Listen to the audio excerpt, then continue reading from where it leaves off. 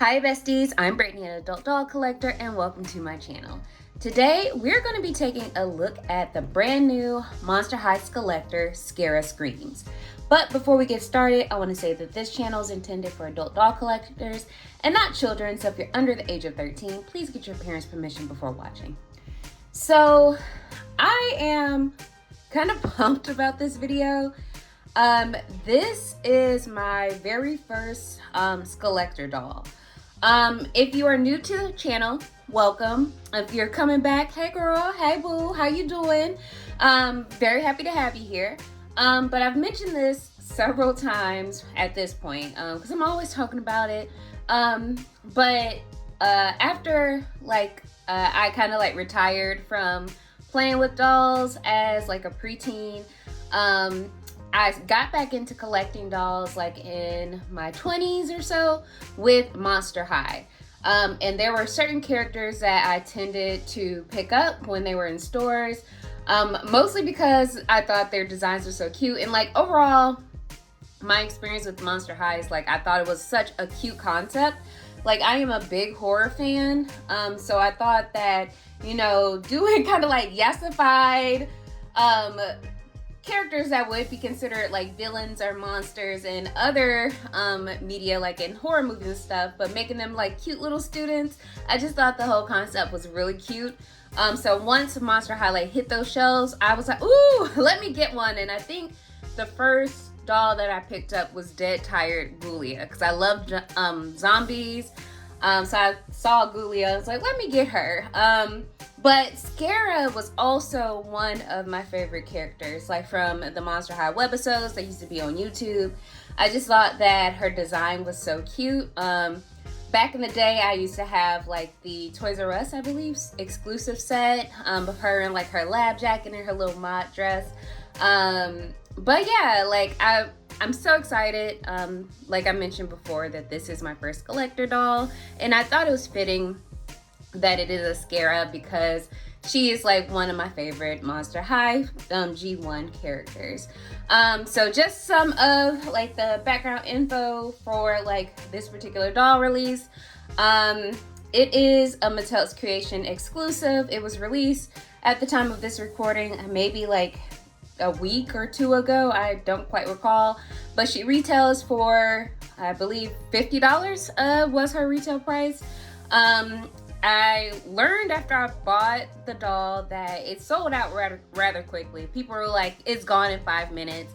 They do currently have a pre-order available. I think it still might be active on the Mattel Creation site, so if you're interested in getting this, if you are watching around the time that this video is released, it might still be available. One thing about it, like a contributing factor that probably leaned into why it sold out quickly, is that, you know, resellers have access to the same links and whatnot as, you know, collectors and whatnot. I will tell everybody, like, just some advice: don't overpay for this doll. Like, if someone's asking you to pay like $800 for it, no, it is a toy at the end of the day. Yes, you're a collector, and yes, you might really want to have it. If your pockets are set up so you can pay $800 for a $50 thing, go for it, but that is absurd in my opinion. So now that I'm done like ranting a little bit and telling a little bit of my backstory, let's focus on Miss Scarah for a moment. So this is what the front of the box looks like. All right, so we have like, it is a really interesting design on it. So like you see like symbols that also reflect on her dress, which we'll take a closer look at in a moment. Like on the side of the box, like we have the mouths for like screaming, because she is a banshee. She's the daughter of a banshee.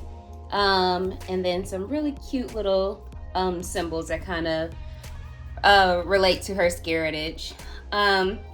So this is what the back of the box looks like. So it has a picture of Scarah in like a veil, her really cute mini dress with the bell sleeves. And then the bottom says, "The moon shines bright on this misty, symbolic night." I think I pronounced that right. If I didn't, let me know in the comments. "As I float through the woods like a will-o'-the-wisp, my shroud as sheer as the veil that separates the living from the dead. Such an occasion warrants a hauntingly beautiful dress, and so mine is soft as moss and swirls with Celtic knots. Embolic, I don't know if I'm pronouncing that right, has always been my favorite festival. A time to reflect on winter and welcome emerald spring with all the might of a banshee wail. And tonight, back in Ireland, I let my voice ring as loud as I want. I come from a family of storytellers, and one of our embolic traditions is to stay up until the wee hours and spin stories of ghosts and fae folk. For my turn, I am bursting at the screams to share all the fun and frights that were had this past Skellector at Monster High. So this is really cool. So let's go ahead and get Scarah out of her box. I'm going to unbox her off camera and then come back with her free of her packaging and we can talk through the details. So be right back. Okay, I am back. She comes with a saddle stand, and I'm going to be real with y'all. I don't know if I have her in there right. But I'll show you everything else that she came with. Like her certificate of authenticity. So I'm just going to see if I can open this up.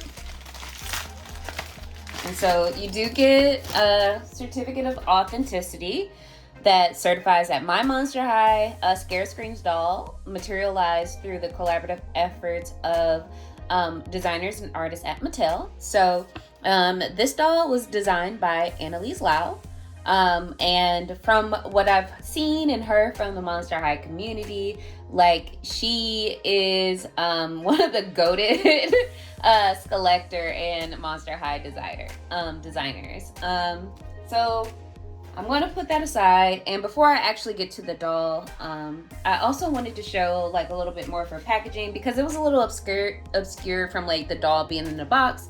But I do think, sorry Scarah, I do think the background of the box is also really cool, and it kind of ties into the story that is told on the back of it. Like, you feel like you're standing in the woods. You do get like the groovy mod vibe of like Scarah as a character. So I just wanted to feature that. And I honestly might save this for a collage that I've been putting off working on, or like a junk journal little layout or something. So I'm just gonna put this aside and get to our ghoul here. So she is on her stand, and I'm gonna remove her so we can just take a closer look at her. So as you can see, she has her hair down with a bang. She does have a little bit of box curl. I am going to be completely transparent.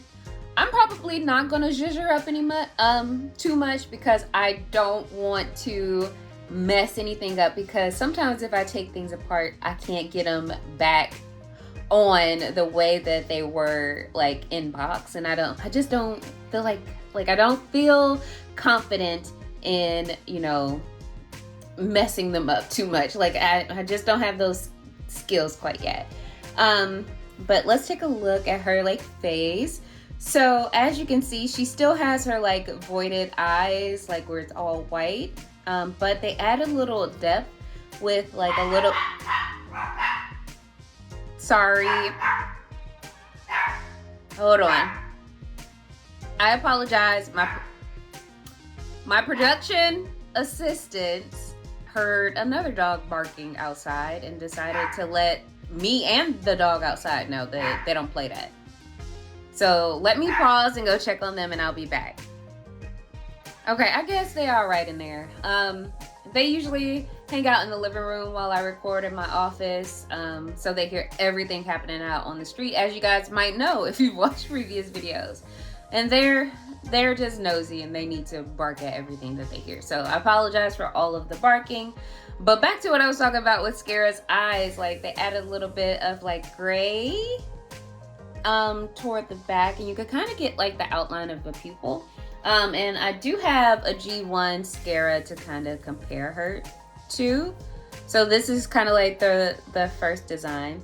And as you can see, she's wearing, like this Scarah is wearing like green eyeliner and well, not green eyeliner, but green shadow under the eye line and then over the lid. And then she has on like an olive green lipstick, which is a slightly different color green from like the green that was used for this particular doll, as you can see. So like this is more like a lime green. This is more like a olive color. Like I may have mentioned, but probably talked around it because I was like, I'm a little apprehensive about removing accessories. She does have like a bang, so it's kind of a bang, longer hair with a curl at the end. She has a veil that is T-tied to her head, and the veil is silver with the band, and as you can see, it has like a banshee design on it.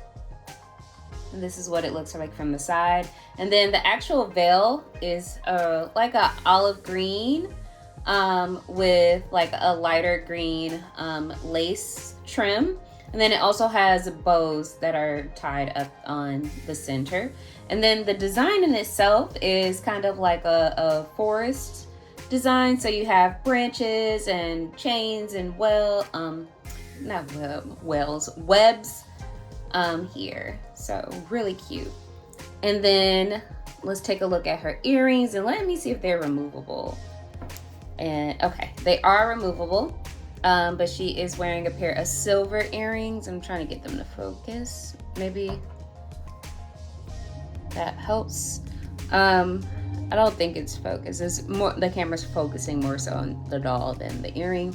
So I'm gonna put her down for a second to see if we could get it to focus. But the design, if you can't see it too clearly from the video, it does have like a banshee like a banshee screaming in the design. And we're gonna put her earring back in because I don't want to drop it. Super cute. And then she also has on a green ribbon as like a choker. It is removable. So it has a little bit of Velcro on the back. So it's like that. And we're gonna put it right back on because I don't want to lose it. And then she's wearing this really gorgeous dress. So it's kind of like a mini dress that was popular in the 60s, like the mod era, with nice bell sleeves that are made from like an olive green mesh material. And then the front has a really cool design. So we got, I'm gonna bring the dress closer. So we have like a couple of mouths that are like screaming, looks like. We also have like some Celtic knots down here. We also have a set of eyes toward the bottom, look like, and then some skelettes on either side. Like this is so cute. And then it is made from like a darker like forest green fabric, and it's kind of, it's a not quite velvet, not quite felt, but kind of in the middle. That's kind of like what it feels like to me. And then the dress does Velcro in the back. And like I mentioned, I'm not going to remove it, but I just want to show you guys that. And then she's also wearing a pair of green tights. And they look like they are full tights. You know how sometimes you get dolls and then the tights don't go, they just go down to the ankle and not cover the whole foot. But these are full green, like sparkly mesh tights. And then she has on some heels. So the bottom of the shoe is kind of like the typical Monster High object heel. Sorry for bumping the camera. But the heels are made, like the object heel is kind of like clouds. That's what it looks like. And then I saw in like the design notes, I'm gonna remove her shoe. I saw in the design notes you're supposed to be able to take the top part of the shoe, which is green, like a forest green, and it kind of has like a square toe and the Banshee logo or design on the front, and you can take it off. And then she has a really cute pair of flats. So let me see if I can get her shoe back on. There we go. So this is what it looks like without the little addition, and then this is what it looks like with it. And then she does have like the standard like G1 Monster High articulation, so she can move her head side to side, up and down, back and forth, you know. Also has articulation at the shoulder, at the elbow. Ooh, that's a little, oh no, a little tight. Probably didn't have it turned right, but there is articulation at the elbow, as you can see. Let me pop her arm back in. There we go. And then articulation at the wrist. She also can bend at the waist, and then articulation at the knee. So I'm gonna put her heel back on and see if I can get her back. Let me fix her arm because I think I popped it on backwards. There we go. And it still might, okay, I think that might be right. Okay, let's get her back on the stand if I'm doing this right. Okay, and I want her to look like she's like, hey girl, I'm just sliding through. All right, this is, okay. Yeah, this is kind of how I want her posed. Again, get her to stand. Okay, there we go. So I guess we're at the point of the video where I'll give my final thoughts on this doll. First, I want to say that she is gorgeous. I feel like, you know, looking at the doll and all of her like accessories and everything, and even reading the little story on the back of the box, it looks like she was designed with intent. So, you know, everything that she's wearing kind of is reflective. Okay, my phone died like right in the middle of that sentence, but as I was saying, every element, from the accessories to the design to the packaging to the little story on the back, all felt intentional, and it really pulled all together very nicely. Like, to me, this doll is a work of art.